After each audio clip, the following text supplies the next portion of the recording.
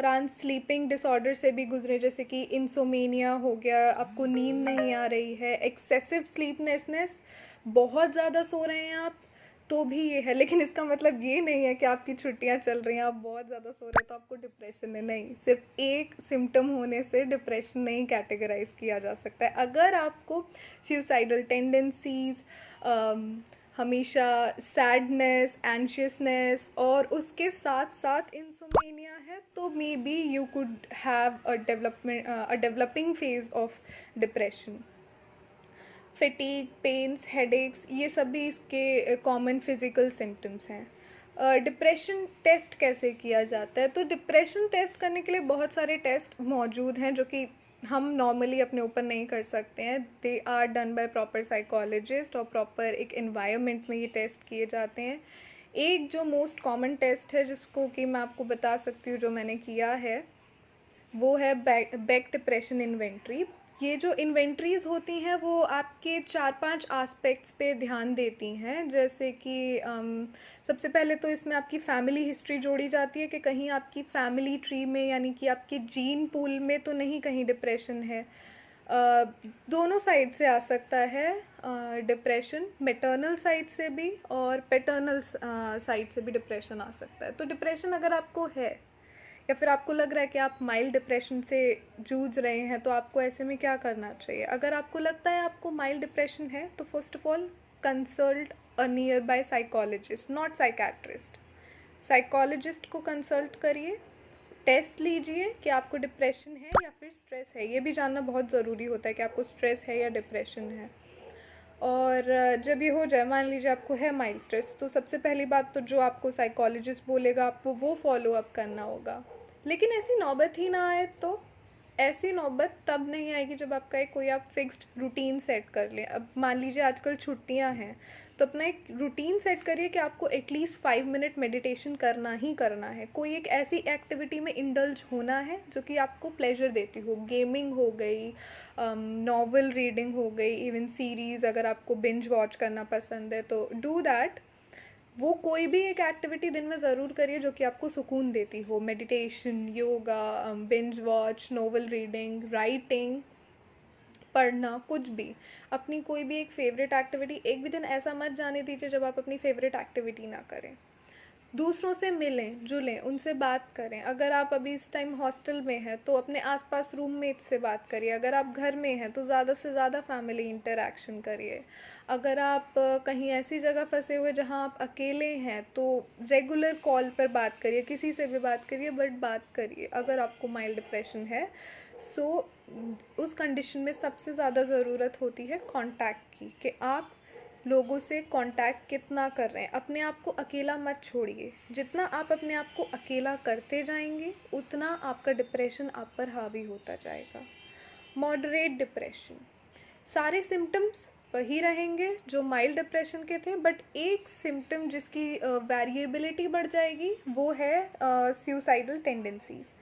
जब moderate depression होता है तो सुसाइडल टेंडेंसीज़ जो होती हैं वो बढ़ जाती हैं। सोचने के साथ साथ इंसान सुसाइडल टेंडेंसीज़ में इन्वॉल्व भी होने लगता है। बहुत अपने आप को इनकंसिस्टेंटली अकेला करने लगता है, हमेशा एक कोने में रहना, किसी से बात नहीं करना, खाना नहीं, पीना नहीं, कुछ भी नहीं, बस अपने में ही रहना। और अपने में ही रहना से ये मतलब नहीं अपने में भी इंजॉय कर रहे बैठे हैं अकेले, no, that's particular else thing.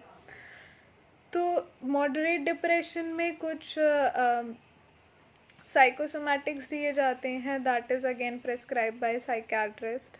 तो मॉडरेट डिप्रेशन में क्लिनिकल अटेंशन की ज़रूरत होती है क्योंकि इसमें सुसाइडल टेंडेंसीज बढ़ जाती हैं। Severe depression is directly linked to your death. If you are in severe depression, if you don't if you didn't had any circumstances back then, if you didn't pulled out yourself from mild depression, then you must probably be going through severe depression now. और severe depression होने के बाद ये समझ लीजिए you have opened the door to your death yourself.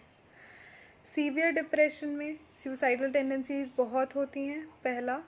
दूसरा, आपकी neuro transmission पूरी तरीके से रुक जाती है। न्यूरो ट्रांसमिशन के रुकने का मतलब होता है कि आपकी जो न्यूरल एक्टिविटी है उसमें बहुत बड़ी गिरावट आ जाना। जब न्यूरल एक्टिविटी में गिरावट आएगी तो ऑब्वियसली आपकी जो बॉडीली जो आपकी फिज़िकल एक्टिविटीज़ हैं, चाहे आपका डाइजेशन हो, चाहे कोई भी दूसरा इस तरीके का प्रोसेस हो, उन सब में इंटरफेरेंस क्रिएट हो जाता है आपके नॉर्मल बॉडीली मूवमेंट्स में भी। और उनमें इंटरफेरेंस क्रिएट होने का मतलब है आपका इम्यूनिटी सिस्टम वीक होना, और इम्यूनिटी सिस्टम वीक होने से आप प्रोन हो जाते हैं दूसरी बीमारियों के लिए। तो severe depression is really like opening the door to your death yourself.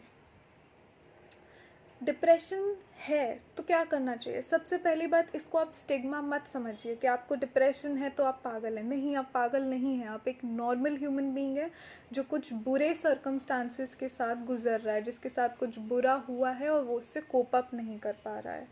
अपने मन से ये बात निकालिए सबसे पहले कि आप गलत हैं। नहीं, आप गलत नहीं हैं, आप बस एक बिहेवियरल डिसऑर्डर से गुजर रहे हैं जिसको बहुत आसानी से क्योर किया जा सकता है। लेकिन उसको क्योर तभी किया जा सकता है जब आप खुद रेडी हों ठीक होने के लिए। ये जो साइकोलॉजिकल बीमारियां होती हैं, चाहे डिप्रेशन हुआ, स्ट्रेस हुआ, पीटीएसडी, ओसीडी, स्किज़ोफ्रेनिया, जितनी भी ये बीमारियां होती हैं उसमें सबसे पहला जो बात आती है वो ये होती है कि आप कितने कंसिडरेट हो रहे हैं उस बीमारी को लेके। अगर आप ठीक होना चाहते हैं तभी आप ठीक हो सकते हैं। अगर आप कोई ज़बरदस्ती साइकोलॉजिस्ट के पास लेकर आ रहा है कि नहीं तुम चलो, तुम्हें ठीक होना है, तुम्हारा डिप्रेशन ठीक होगा, तो नहीं, आप ठीक नहीं हो सकते हैं। ऐसे में जब तक आप खुद रेडी नहीं है ठीक होने के लिए, तब तक आपका डिप्रेशन कोई क्योर नहीं कर सकता। दवाइयाँ, साइकोलॉजिस्ट, साइकेट्रिस्ट, भगवान भी नहीं। Sorry, I got a bit off right there, sorry. Okay, so depression, yes. तो इसमें और क्या मैं बता सकती हूँ आपको डिप्रेशन के बारे में? डिप्रेशन मैनेज और किस तरीके से किया जा सकता है? मुझे अभी भी याद है मेरे फर्स्ट ईयर में मुझे एक कुछ स्ट्रैटेजीज़ हमको लिखवाई जाती थी साइकोलॉजी में कि किस तरीके से आप अपने स्ट्रेस को मैनेज कर सकते हैं। तो वो 12 स्ट्रैटेजीज़ होती हैं जिसमें से कि 6 मैं डिस्कस करूँगी आपके साथ। तो पहली जो स्ट्रैटेजी होती है वो होती है रिप्रेशन। रिप्रेशन में क्या होता है? रिप्रेशन में जितने भी आपके कॉन्फ्लिक्ट्स हैं जो कि आपको परेशान कर रहे हैं, अगर आप उनसे अभी फ़िलहाल में डील नहीं कर सकते हैं तो उनको रिप्रेस करते हैं हम उस सिचुएशन में। Again I will be coating the example of today's situation. अगर आपके एग्ज़ाम्स हैं जस्ट कोरोना लॉकडाउन खुलते ही, तो अब आप इस बारे में तो कुछ नहीं कर सकते हैं, मगर इससे आप ज़्यादा स्ट्रेस भी मत लीजिए। आप अपनी पढ़ाई कंप्लीट रखिए, और अगर पढ़ाई भी आप नहीं सही से कर पा रहे हैं किसी भी सिचुएशन को लेके, तो उससे हर समय टेंस मत रहिए, उसको थोड़ा सा रिप्रेस करिए कि कोई बात नहीं, इट्स ओके, हो जाएगा, अभी बहुत दिन है, अभी हम कर सकते हैं। ठीक है, जब जागो तभी सवेरा वाला कोट अपने दिमाग में रखिए कि कभी भी किसी भी चीज़ के लिए बहुत लेट नहीं होता है। कभी भी आप कुछ भी स्टार्ट कर सकते हैं, कभी भी एक नया मोड़ ले सकते हैं। ओके, सो डिप्रेशन से मुझे एक और पॉइंट याद आ गया जो मैं आपको बताना भूल गई। हाँ, तो डिप्रेशन किस तरीके से फैमिली ट्री इनहेरिटेंस में आ सकता है? फैमिली ट्री इनहेरिटेंस में मान लीजिए आपके परिवार में अब तक कोई भी डिप्रेशन का पेशेंट नहीं था, आप पहले हैं, तो अब आपको अगर डर है कि अगर ये आपकी फैमिली ट्री में आ गया, तो अगर जीन पूल में आ गया, तो ये जीन पूल में पहली बात आने में बहुत टाइम लगेगा इस चीज़ को। और दूसरा, डिप्रेशन की मेन वजह जो होती है, जो कि क्लिनिकल या फिर सीवियर डिप्रेशन में जाता है, वो ये होता है रिप्रेशन। अगर आपकी कुछ ऐसी विशेस हैं, डिज़ायर्स हैं जिनको कि आपने रिप्रेस कर लिया है, अपने अंदर दबा लिया है, तो वो भी आगे चल कर के आपके डिप्रेशन का कारण बन सकती हैं। बहुत सारी ऐसे चाइल्डहुड ट्रॉमास होते हैं जो हमारे पास रह जाते हैं, बहुत सारे ऐसे एक्सीडेंट्स होते हैं हमारी लाइफ में जो कि हमें हमेशा के लिए डरा देते हैं किसी एक पर्टिकुलर सिचुएशन, ऑब्जेक्ट, पर्सन, किसी भी चीज़ को लेकर। तो जो ये रिप्रेशंस होते हैं हमारे माइंड के, जो हमारे अनकॉन्शियस में सेटल डाउन हो जाते हैं अकॉर्डिंग टू फ्रॉइड, ये आगे चल के डिप्रेशन और स्किज़ोफ्रेनिया या फिर पीटीएसडी जैसी साइकोलॉजिकल बीमारियों के कारण बन सकते हैं।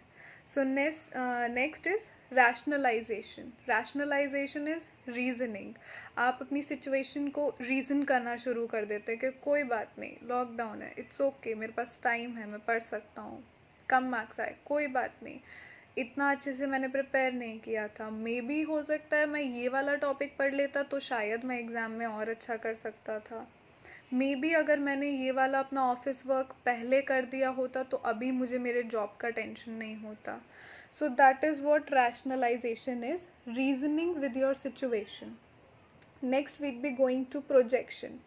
प्रोजेक्शन एक ऐसी स्ट्रेस या डिप्रेशन मैनेजमेंट स्ट्रैटेजी होती है जिसमें कि हम अपनी इंटेंशंस को दूसरों पे फॉल बैक कर देते हैं. जैसे कि मान लीजिए आपके बॉस ने बोला कि मुझे पर्टिकुलर काम इतने इतने टाइम तक कंप्लीट चाहिए, तो आपने क्या किया, अब आपको उसकी वजह से स्ट्रेस हो रहा है क्योंकि हो सकता है वो काम आपके बस की बात ना हो, तो आपने उसको किसी और पर जा कर के प्रोजेक्ट कर दिया कि ये काम मुझसे नहीं हो सकता, तुम करो. और तो इसको हम प्रोजेक्शन कहते हैं. इसमें आप अपना स्ट्रेस जो है वो किसी और पे प्रोजेक्ट कर रहे हैं. नेक्स्ट आता है आइडेंटिफिकेशन. आप आइडेंटिफाई करना शुरू कर देते हैं, मतलब कि अपनी एक पर्टिकुलर सिचुएशन को किसी दूसरे की आइडेंटिटी से जोड़ने लगते हैं. जैसे कि मान लीजिए कि मुझे स्ट्रेस हो रहा है क्योंकि मुझे क्यों स्ट्रेस हो रहा है, ओके मुझे स्ट्रेस हो रहा है क्योंकि मुझे किसी एक अथॉरिटी से मिलना है और उनसे मुझे कुछ बहुत इम्पोर्टेंट काम है. मान लीजिए मुझे मेरा कोई फॉर्म साइन करवाना है बाहर जाने के लिए और वो अथॉरिटी जो है वो मेरी बात नहीं सुन रही है, मुझे मेरा फॉर्म साइन करके नहीं दे रही है. तो ऐसे में मैं अपने स्ट्रेस को कम करने के लिए आइडेंटिफिकेशन शुरू करूँगी. उसी मेरे फॉर्म से जुड़े हुए दूसरे लोगों को ढूंढूंगी कि कहीं से कोई दूसरा कनेक्शन मुझे मिल जाए जिससे कि मेरी ये जो सिचुएशन है वो सॉल्व हो सके. तो मैं ऐसे में देखूंगी कि मैं उस अथॉरिटी के किसी रिलेटिव, किसी कॉलीग या किसी फ्रेंड सर्कल वगैरह किसी को जानती हूँ जो शायद मेरा काम आसान करवा दे, मेरा स्ट्रेस कम करवा दे.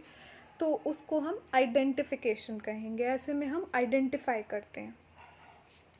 तो ये कुछ थी हमारे पास सारी strategies.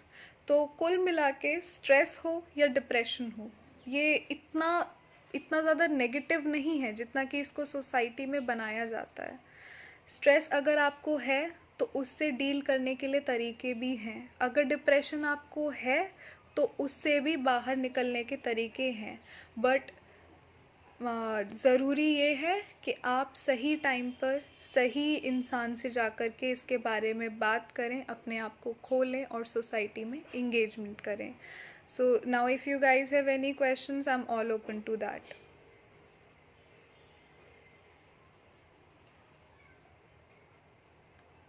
And if you guys don't have any questions, so we'll just go around with another story, or we'll have this online lockdown diary session tomorrow.